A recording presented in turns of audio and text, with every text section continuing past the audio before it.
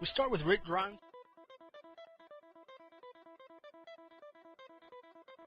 Grimes pulling up to the ruins of a gas station in a police car that could really use new brakes.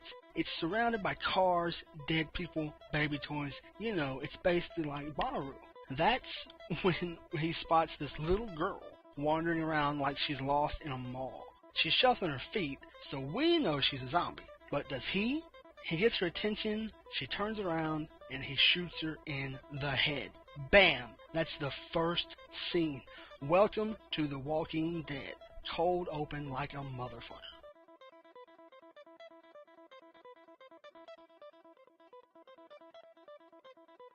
After the opening credits, and enough time to hopefully get your head around what this show is going to be, we go back in time to before there were zombies shuffling around, and we meet Shane, Rick's partner.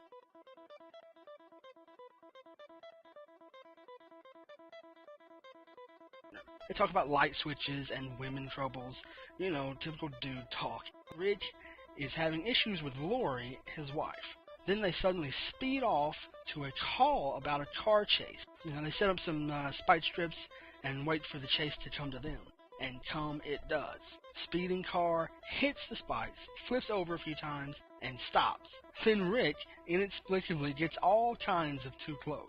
Two guys climb out of the overturned car and start shooting like Butch Cassidy and the Sundance Kid. Of course, Rick is shot, but it's in his vest, so that's fine, right?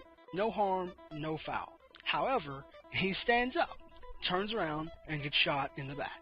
The show is really setting up Rick's talent for bad decisions. Fade to white, Rick's in the hospital. He sees Shane standing over him, bringing flowers, talking to him. Finally, when Rick is able to reply, Shane's not there. We see that the flowers have wilted, and that means some time has passed. In case you didn't catch that sign, the clock in his room is stopped, no machines are beeping, he's all beardy, you know, all telltale signs of time passing. He tries to get out of bed and falls down all grandma-like. After a few attempts of recreating I've fallen and I can't get up, he gets up. In the hallway, he finds a quiet world covered in blood and bullet holes, and the now infamous door that says, "Don't open, dead inside." Once he's outside the hospital, he sees the parking lot is full of dead bodies. Cars everywhere, scorch marks on all the walls, and a helicopter is just there. It's either the zombie apocalypse or a party at Amanda Bynes' house. The point is, shit has gotten real. Rick walks the street and finds a bicycle. That's when he suddenly sees what's actually going on. When he sees the half-bodied owner of the bike who rolls over and starts going all, "Dude, my bike!" Well, it's in zombie growls. I'm pretty sure that's what's being said. Also, I'm assuming it's a chick, because it's either a chick or a hipster, and I lean towards chick because the hipster would have been riding a unicycle. Rick weak pedals his ass all the way to his house. His wife, she's not there. His son, he's not there either. But their DVD collection appears to be completely intact. So that's good, you have a marathon or something. Who is there, though, is some guy on the street. It's a walker. You know, it's a zombie. That's when a kid sneaks up behind Rick and smacks him across the face with a shovel. Rick wakes up, again in a strange room. These people are Morgan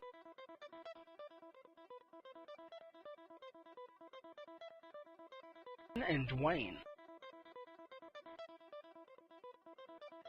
They're survivors of what they call the fever, and this is their house. And they fill Rick in on everything that's happened while he was sleeping, and it doesn't have anything to do with marrying Sandra Bullock. They tell Rick that Lori and Carl are probably at a refugee center in Atlanta, so the three of them go to the sheriff's office, take a shower together, and they load up on some guns. Rick puts his uniform on and heads for Atlanta, while Morgan and Dwayne stay behind to practice shooting things. On his way to Atlanta, Rick stops by the bicycle girl from earlier, and he says he's sorry for what's happened to her, and then he proceeds to shoot her right in the face. So, I don't know how sorry he was, but you know. Meanwhile, Morgan's back at his house, and we see the real reason he wanted to stay behind. He needs to kill his wife before he and Dwayne can leave. He starts shooting walkers from his second floor window. It's not quite a water tower, but it's close. And he's luring her out.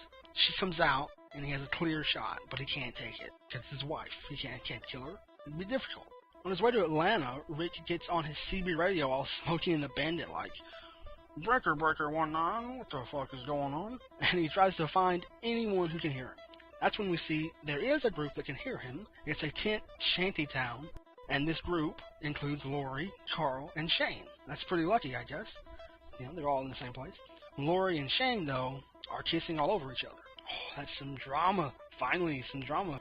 Now we've caught back up to the events of the beginning of the episode. Rick's out of gas, and he has to go walking up the road to try and find some. He comes upon this house. He looks inside, sees that the owners have killed themselves. I guess they were out of gas. Maybe they were distraught. What's he going to do for gas?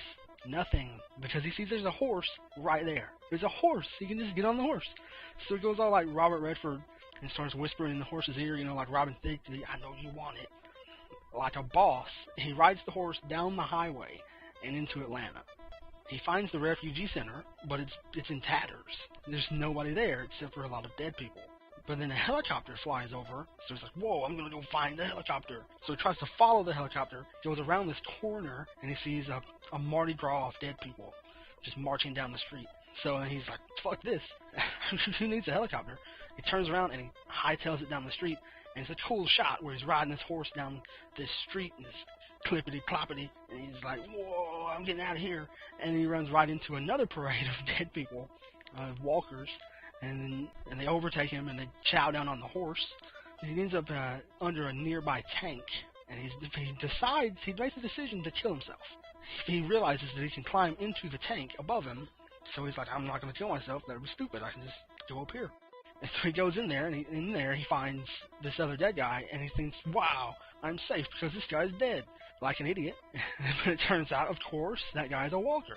So he ends up shooting him, and then by shooting a gun inside the tank, that deafens him for a moment, and us at the same time, might I add.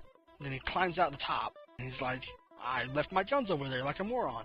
And then he climbs back down, and that's when he hears on the radio, someone's like, hey, idiot in the tank. Oh, there's someone else here. That's the first episode of The Walking Dead.